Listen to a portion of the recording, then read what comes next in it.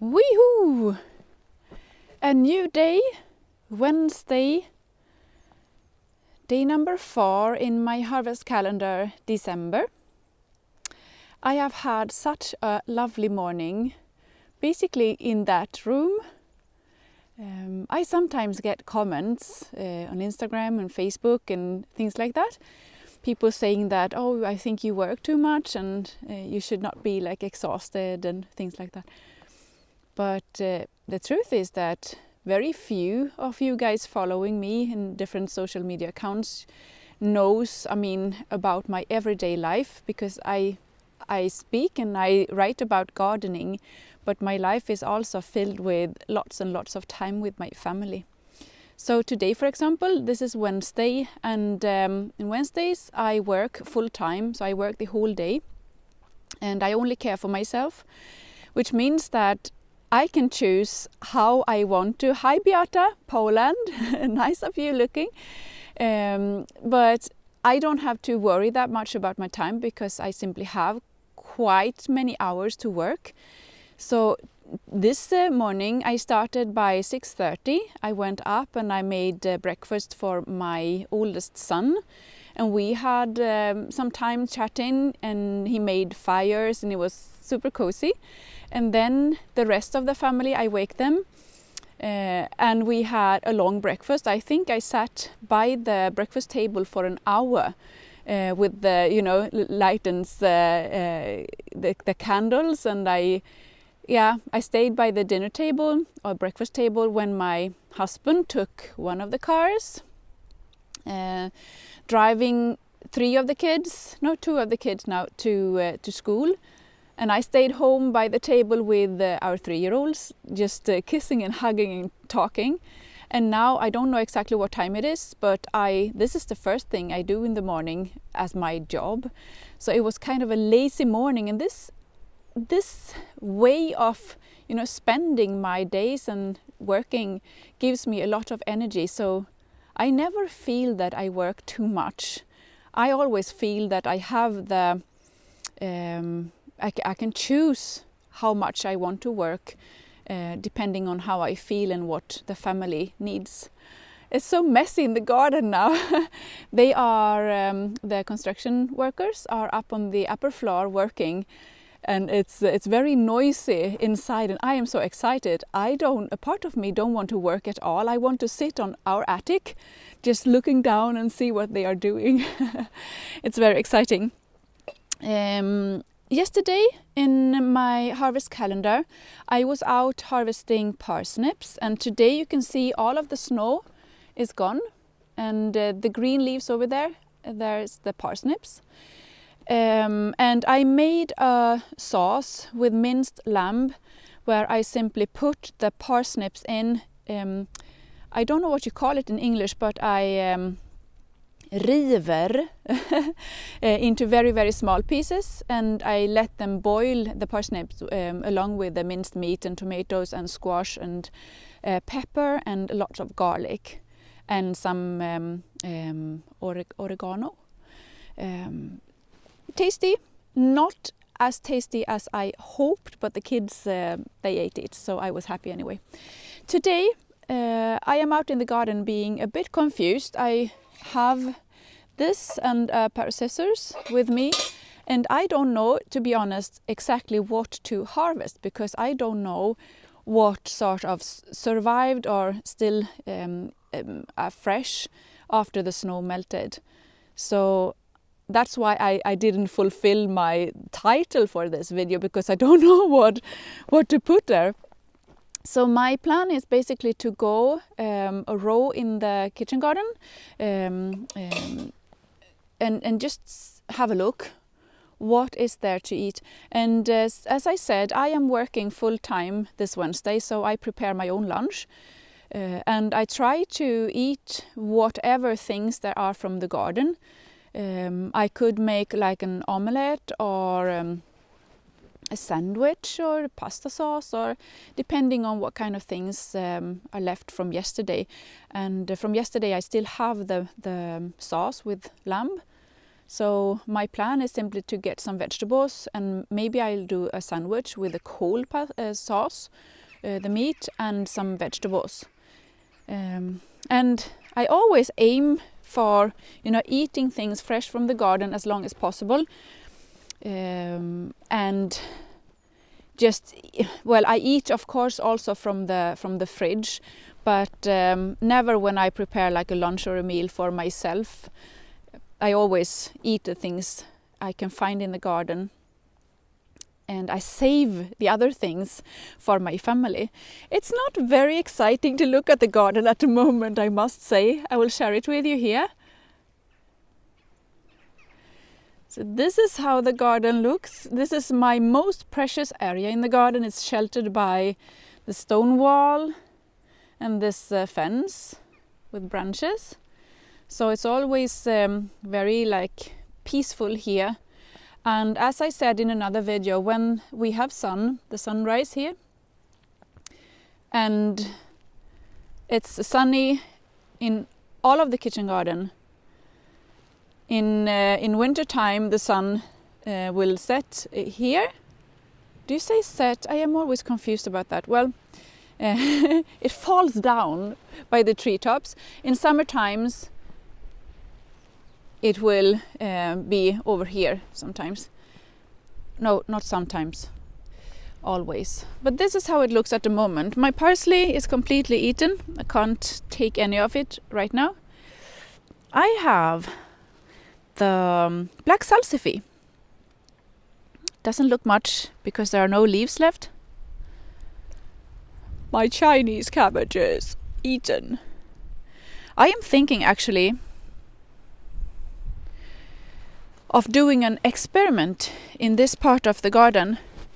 I'm thinking about the sunsets. Thank you, Diana. You sometimes get confused when it's like live stream and you can't find the words. I'm thinking about doing an experiment because I sometimes get questions about like bokashi compost and like more traditional compost or fertilizing with urine and other kind of things. And most of my garden beds, they are fertilized in different ways. So I can't really tell the effect of only using bokashi compost or only using the traditional mulch that I use in other parts of the garden. But in those two palette colors, I'm thinking about doing an experiment where I actually use only like bokashi compost in that one and only the mulch or only urine in that one, so that I can tell if there's any difference. Nothing left there to eat, unfortunately. And this is a box. I fill it with organic materials. I have grown here in summertime a late broccoli. I made the sowings I think in June, and I harvested last week the broccoli that was still left, and now the deers helped me out. So what I'm going to do now is simply to fill it up with the manure from the rabbits. It's a bit frozen, I think, still.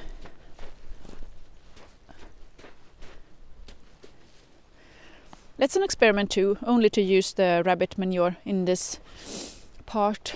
All right, so one can say this part of the garden is considered as it's done. Nothing here to harvest from now on. No roots and nothing. Oh, it's a bit sad. The parsnips still left. And over here is the kale.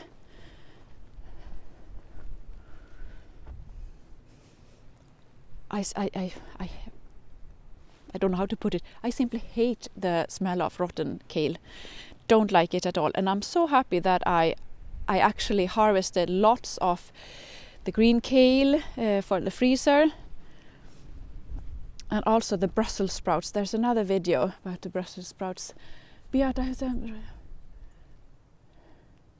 yeah, you write Beata about radishes and turnips. That was one thing that got me really confused when I was a new gardener, because there are so many varieties of radishes, and some turnips And like daikon and Asian radishes are actually sold as radishes, you know, the small ones. But then turnips are other varieties, and there are the Asian varieties that are of radishes that could be quite big. They could be like black and purple, and it was really exciting colors. So I grew them, and I couldn't recognize the leaves, but the leaves are very big. And the taste is not quite the same as radishes, because, you know, radishes, you harvest them when they are quite small, and they should only be in the ground for like 4 to 6 weeks, while the Asian radishes, they should be in the ground for quite many weeks longer, and they are also hardier in a way. So I got very disappointed because I bought lots and lots of that kind of radishes in web stores, also from abroad, but I simply didn't like them, and that was not what I had use for. Okay, there's nothing left. No, there are things left, but I'm not going to harvest that for today. Is this a huge cabbage? How could I miss that? In this part of the garden, I have 4 long garden beds. They are like 6 meters long or tall. Or look, a perfect Savoy cabbage. Oh, I might harvest that tomorrow. I hope that it's not destroyed. My goodness, here's another one. I knew this one was left, but as you can see, I mulched this part of the garden with wool. Oh, this one might be destroyed. No. Maybe. Yeah. I think this one actually is okay. I have to remind myself that that's what I'm going to harvest tomorrow. My Savoy cabbage. No, I will not tell you what I long to do with Savoy cabbage. Yeah, Beata, it's a nice surprise. And I mean, it's the nice thing with the garden, I think. It doesn't matter really what time of the year it is. You always get surprised and you always get happy. I always get back to this, that you can't expect things to happen by themselves in the garden. You always have to plan for things. And if you plan for like harvesting for a long season late in the year and also early in the year, there are tricks that you can actually use to extend the season. And I do that in many ways. This year, I didn't practice it like full time. Last year, the year before, and some other years, the garden have been more full of vegetables possible to harvest.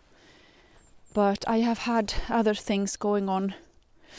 Okay, I'm going to check now for 2 vegetables that possible for me to harvest, or that are prioritized to harvest. Here's spinach.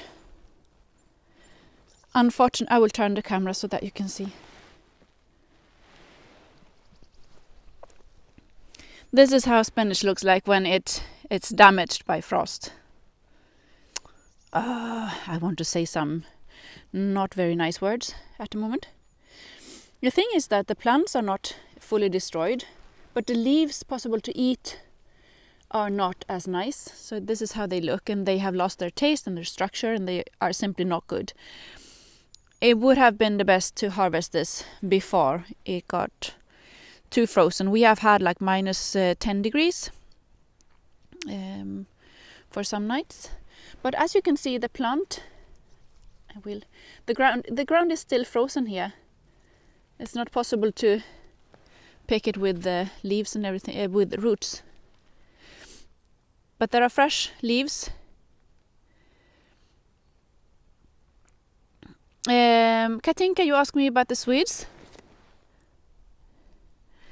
Nice to see you, by the way.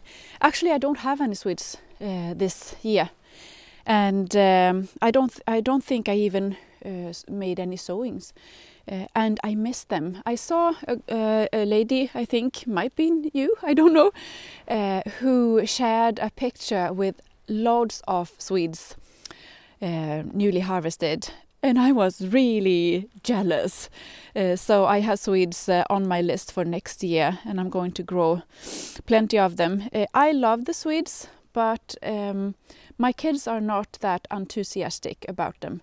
And I think it was you, Katinka, who asked me in Swedish about the cress, alltså krasse, because I made a few blog posts about cress a few years ago, and I got a question about why don't we see you writing anything about it at the moment. And the truth is that my kids don't like to eat them because they are very spicy. So I prefer not growing them. Instead, at the moment, it's more important for me to grow things that kids love. So that's why I don't grow cress at the moment. So indoors we have like pea shoots, pea sprouts, and things like that I know the kids eat. Yeah, the spinach is not a very good alternative. Maybe this alternative is not too good either. This looks very crappy.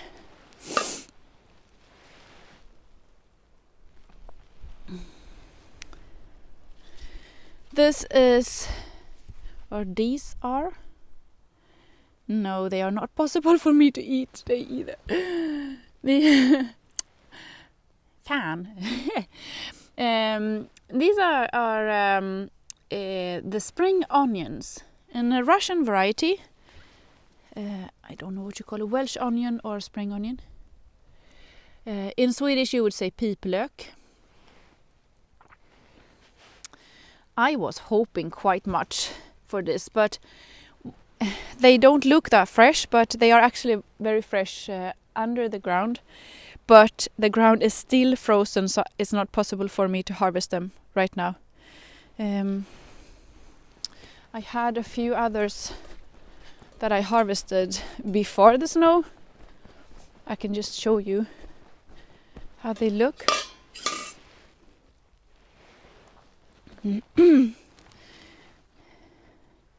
This is from the same plant. It's a cluster of this kind of onion, and as you can see, it's very fresh. You just have to peel it. And they're small, nice, like leeks. And you can also eat the leaves, of course.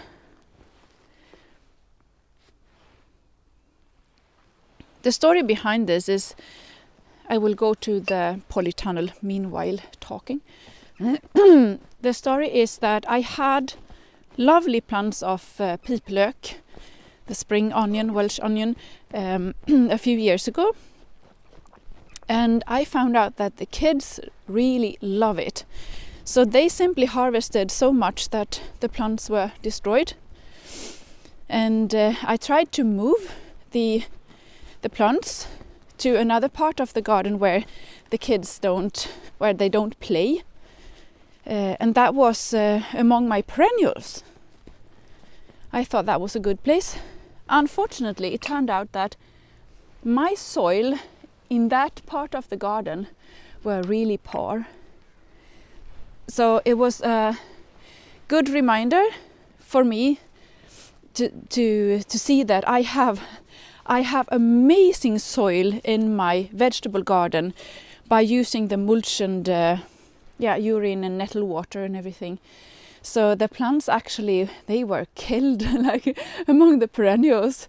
Very bad, but that was the truth.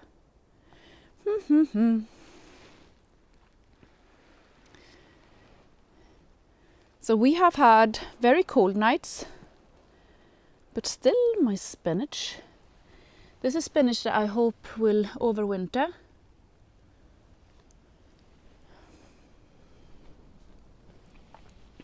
And here are my babies. Corn salad. So I think this will be what I harvest today. I might go have a look in another place too, just to see so that I harvest the right things. when they thaw, they crashed, but they are still okay.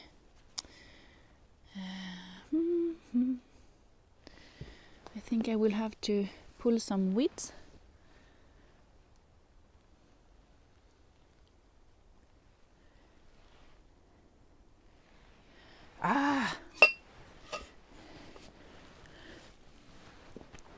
I get a bit confused what to harvest. As I said in the beginning, for you who didn't catch me from start, I actually don't know exactly what to harvest today because I had to have a look in the garden to see what kind of things survived or still look fresh after the snow. Not too many things in the in the main kitchen garden today, and as you could see, I didn't have any like shelter or protection over the vegetables. No fabric or lids. Here you can have a look. This is a pot or container with pea sprouts that my son Lua sowed in, was it in September? I did a live stream, I think, on Instagram. And they have survived. I mean, you would not believe that when it comes to pea sprouts, that you can harvest pea sprouts like in your Polytunnel in Sweden in the beginning of December. But obviously, I will harvest pea sprouts. Now I'll just see where to put you.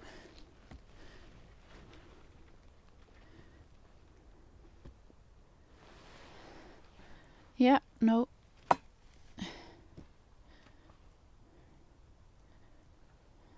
Okay, you hear me meanwhile.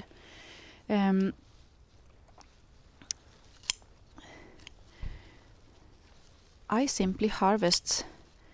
This pea sprouts are perfect to do like a dressing. I simply mix this with some oil and you get such a tasty dressing. You could put some vinegar and salt into. It's like a green sauce for vegetables. You could choose vegetables from the fridge, for example, or you can put this on like green meatballs or something. It's really super tasty. But I will do a fresh salad bowl with this, and I think I will use some of my shallots from indoors. I will of course give some to Lua too. That will be all of it.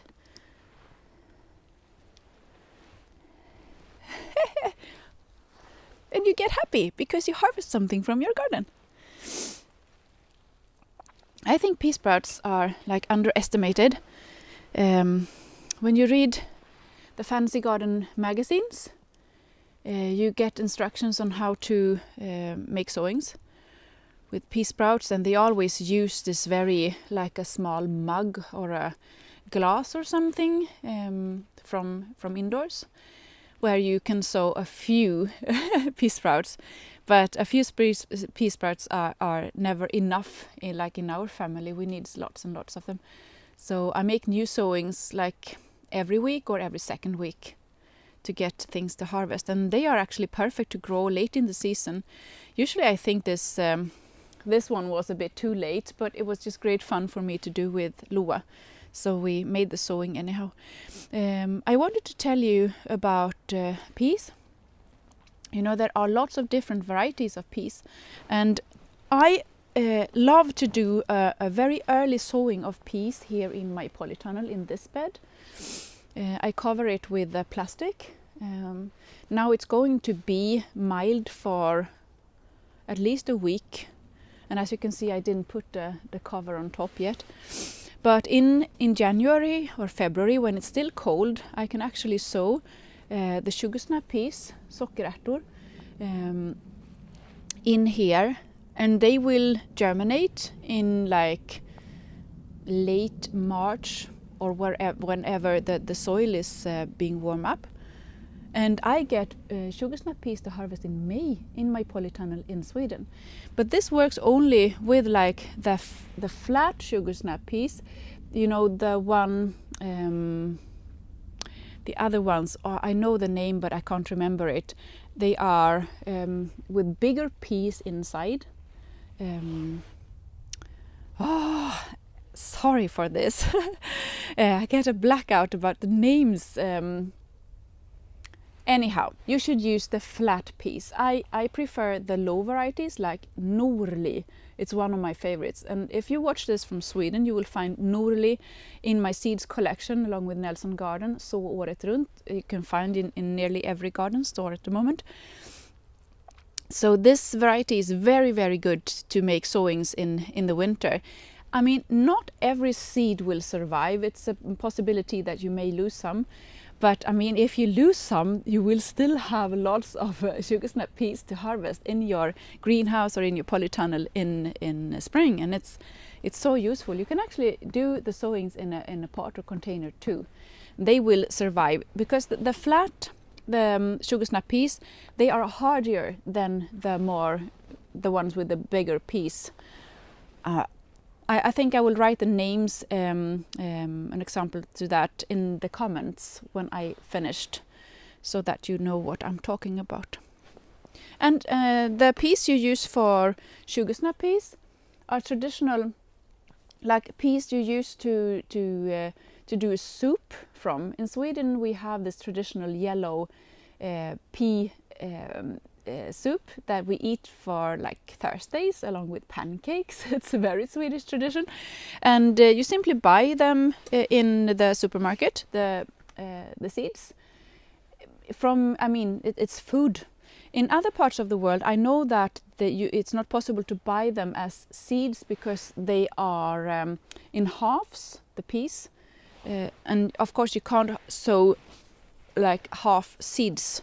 So you have to find them in another shape. Right, so now it's time for me to go indoors and just keep them in the fridge for until lunch, and then prepare something, an omelette with fresh pea sprout salad, for example, or something else. I have super tasty fermented cabbage and kimchi and carrots, and I think that will be such a nice thing to eat together with the pea sprouts, don't you think? Well, all of you, if you want to, I would be so happy to read about what you can harvest in your garden. I mean, this is a challenge that I do, like for me, to challenge myself and see what I can eat from the garden all through December.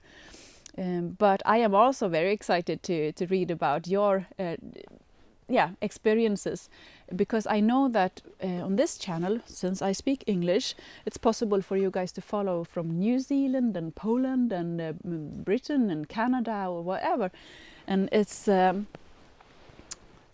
really, I really think that it sort of brings us closer to each other. If we can read about what's possible to do in other parts of the world. So please share something from your garden, what you can harvest. Fiji feathers, Catherine. Yeah, thank you for the tips. I hope all of you will have a super nice day. I am going to edit some videos and write some articles and answer some questions for my readers, and I will see you again tomorrow. And see what I can harvest from the garden then. Well, it will be exciting to see. Thank you for today, and have a lovely day, all of you, or night. Bye bye.